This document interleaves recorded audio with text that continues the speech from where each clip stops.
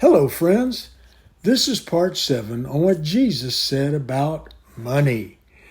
We've been talking about giving, Jesus' major emphasis when he spoke about money. In fact, Paul quotes Jesus saying in Acts 20:35, "I have shown you in every way by laboring like this that you must support the weak."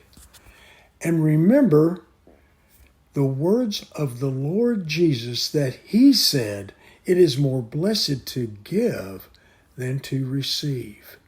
Now let that sink in. My mama instilled that in me as a young boy, demonstrating that by giving to and serving others, I grew up watching and experiencing with her the true joy of giving. The sort of thing that money itself cannot possibly buy.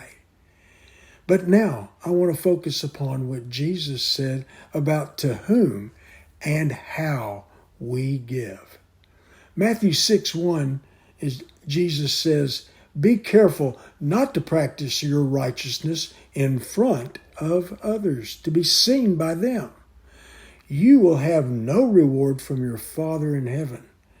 So when you give to the needy, do not announce it with trumpets as the hypocrites do in the synagogues or on the streets, to be honored by others. Truly, I tell you that they have received their reward in full. But when you give to the needy. Do not let your left hand know what your right hand is doing, so that your giving may be in secret. Then your Father, who sees what is done in secret, will reward you."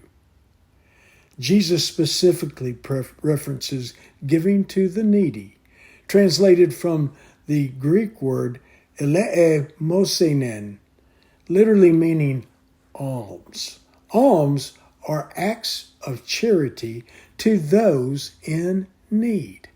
They are over and above other offerings like tithes, seed offerings, and first fruits from God's blessings. Alms are a compassionate response when the love of God flows through you. When you see need, you are releasing His love, allowing that love to flow through you. And Jesus says, do it secretly. He says, when you do it secretly, He sees it and He's going to reward you. My earthly father showed me just how to do this. Many folks thought of him as a tightwad because he bought things cheaply and he watched his money carefully. But he gave in all the types of giving that I mentioned before. But it was his almsgiving that really made an impression on me. He took me with him to do yard work, scrape and paint houses, and carry in new appliances or furniture that he bought for the elderly and invalids that he somehow knew about.